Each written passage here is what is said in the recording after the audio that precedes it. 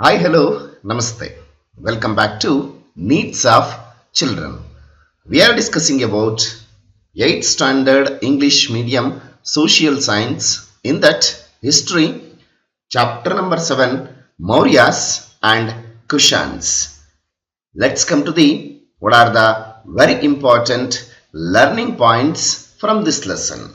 The first ever empire of India was Mauryan Empire. The Emperor Ashoka's achievements, administration and contributions to art and architecture. The history of Kushans, administration and contributions of Kanishka. Locating the region of Ashoka's empire on the Indian map. Let's come to the first ever empire, Mauryas. India's first empire was Mauryan Empire. They ruled from Magadha. Basically, Chandra Gupta Maurya, Bindusara and Ashoka are the important kings of this dynasty. This dynasty was established by Chandra Gupta Maurya, the founder of Maurya's dynasty, that is by Chandra Gupta Maurya. The name of Chandra Gupta Maurya was made eternal by recording it Megasthenes, the Greek ambassador, in his book name called as Indica.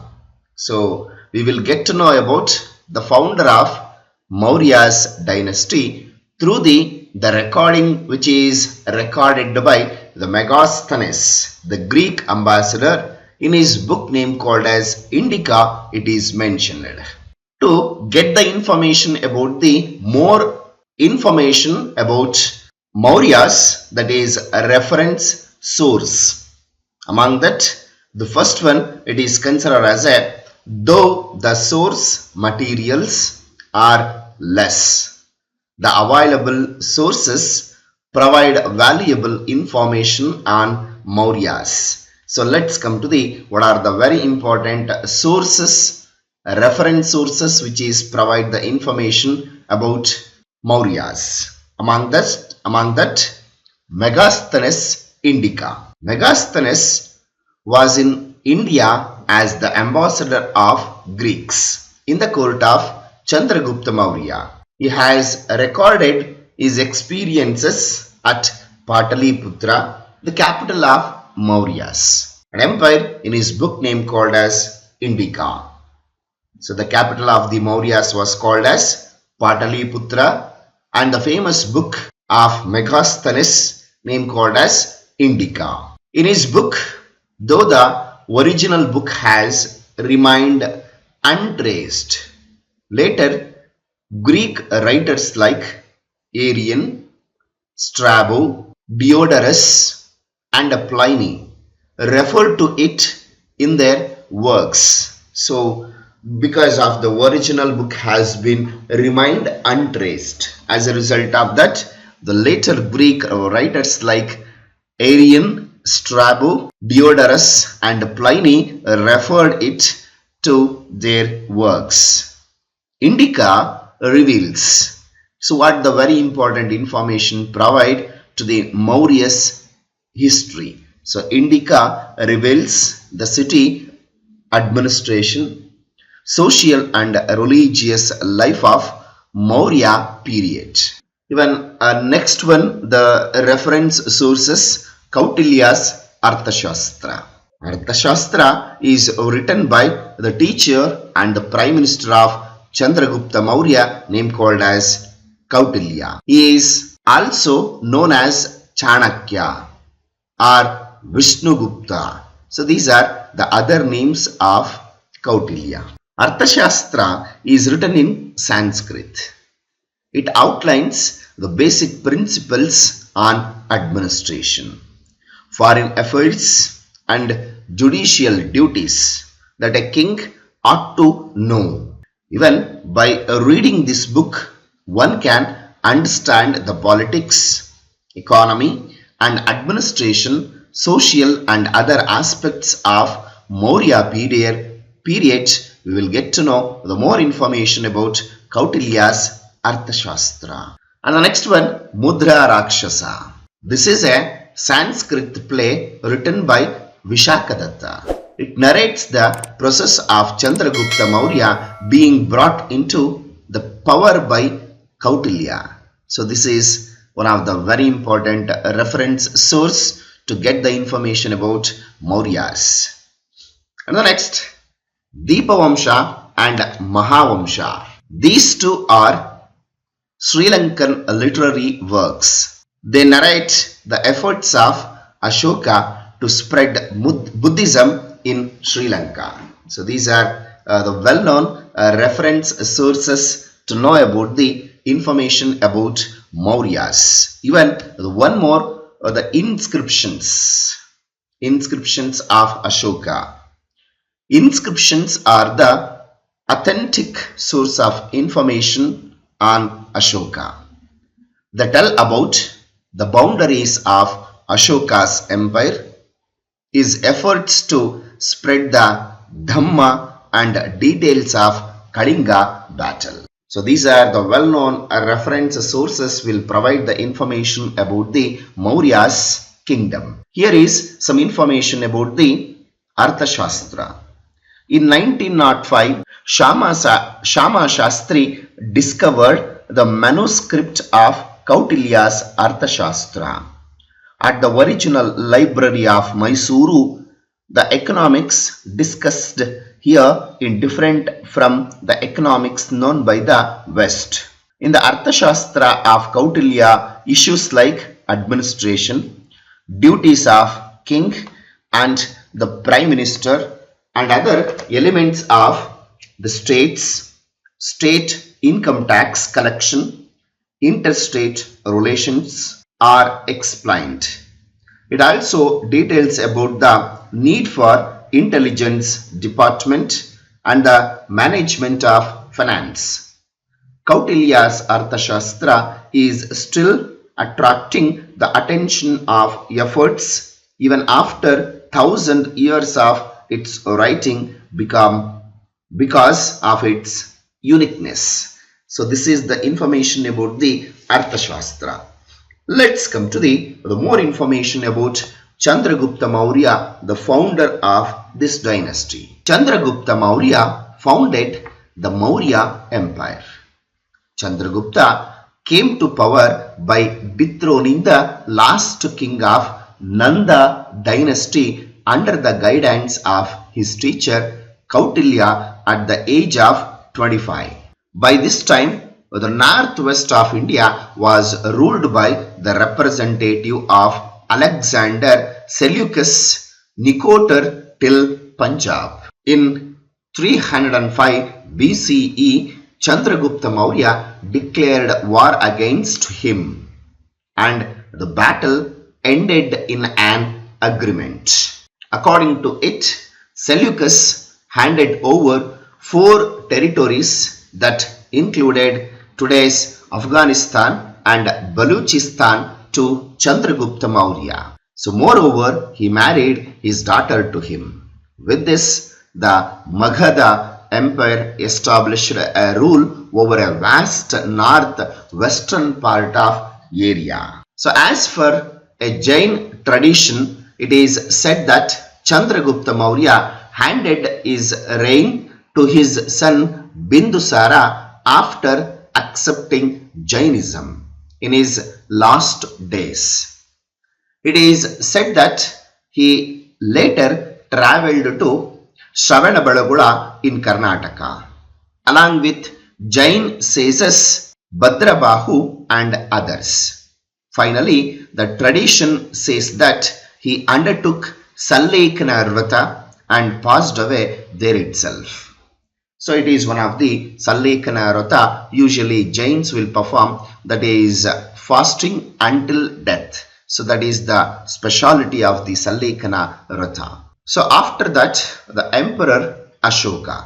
So before the Emperor of Ashoka, the most popular Emperor of Indian Ashoka belongs to Mauryan dynasty. He was the son of Bindusara. He was the governor of Ujjain and Takshashila during his father's reign. You can see the places Takshashila or Takshila and Ujjain.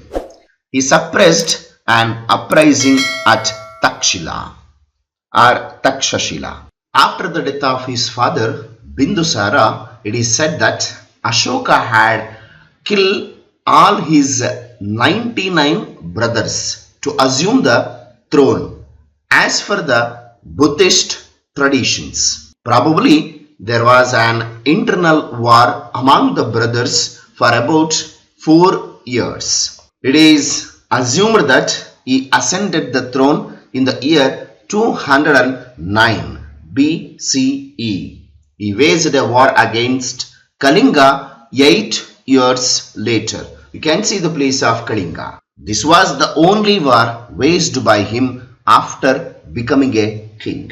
So about the Kalinga war. Ashoka declared war on Kalingas who refused to accept the rule of Maurya Empire in 261 BCE. The 13th rock inscription of Ashoka provides more information about this battle. According to it, Ashoka declared war on Kalinga 8 years after assuming the throne. In this battle, 150,000 prisoners were taken. 1 lakh people died. Many more became refugees.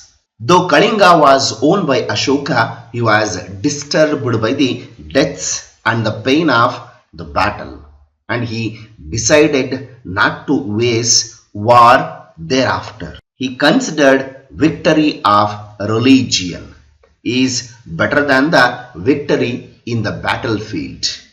He went into repentance on seeing the devastation created by the war, and being inspired by Buddhism, he dedicated his remaining life to spread the message of peace. Buddhism and Ashoka. Ashoka accepted Buddhism after the Kalinga battle. He made donations to Buddhist monasteries and viharas.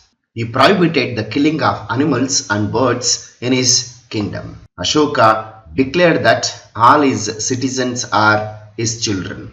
He declared that all should be loyal to their parents and respect their elders and gurus. He wanted to people show compassion to poor and slaves too. Live and let live, said he. He appointed officers named Dharma Mahamatra to preach the principles of Buddhism. He installed inscriptions all across the kingdom to preach the message of Buddhism. Preachers were sent to other countries as well. A person named Rakshita was sent to Banavasi, and another person by name Mahadeva was sent to Mahishamandala, previous name of Mysuru, old name of Mysuru. He also sent his son Rahula and daughter Sangamitre to Sri Lanka. In 250 BCE, he organized the third Buddhist conference at Pataliputra. Ashoka's inscriptions. Ashoka is called as the father of inscriptions. Till today, his inscriptions are the first inscriptions to be read. In 1837, a British officer, James Prinsep, deciphered Ashoka's inscriptions for the first time. In all the inscriptions, instead of his name, his titles Devanampriya or Priyadarshini were used. Charles Baden, a British engineer, read an inscription at Maski of Rayachuru in 1915 CE. In this inscription, Devanama Priya, Priyadarshini Ashoka reference appears for the first time. Based on this, it was decided that Devanama Priya and Priyadarshini are the same. Later, in other inscriptions, the name Ashoka appears. Ashoka's inscriptions are found in Brahmagiri of Chitradurga, a district of Karnataka. The symbol depicted in the pillar of Saranathas is used the national emblem of India. Ashoka's inscriptions are available at 45 places across Indian subcontinent and Afghanistan with their 181 versions. In most of the parts of Maurya Empire was inscriptions are in Brahmi script and Prakrit script. Some of the inscriptions the northwest are in Aramic language and Kharosti language in Afghanistan. They are in Aramic and Greek scripts. They are in Brahmi script. So that's it about today's session. I hope you have understood till now what we are discussed. In case if you having any doubts till now what we are discussed, you can comment in the comment box. I will solve your doubts and I will come back with the next video. Until, keep watching my channel. Thank you. Have a nice day. See you in the next session. Bye bye. Take care.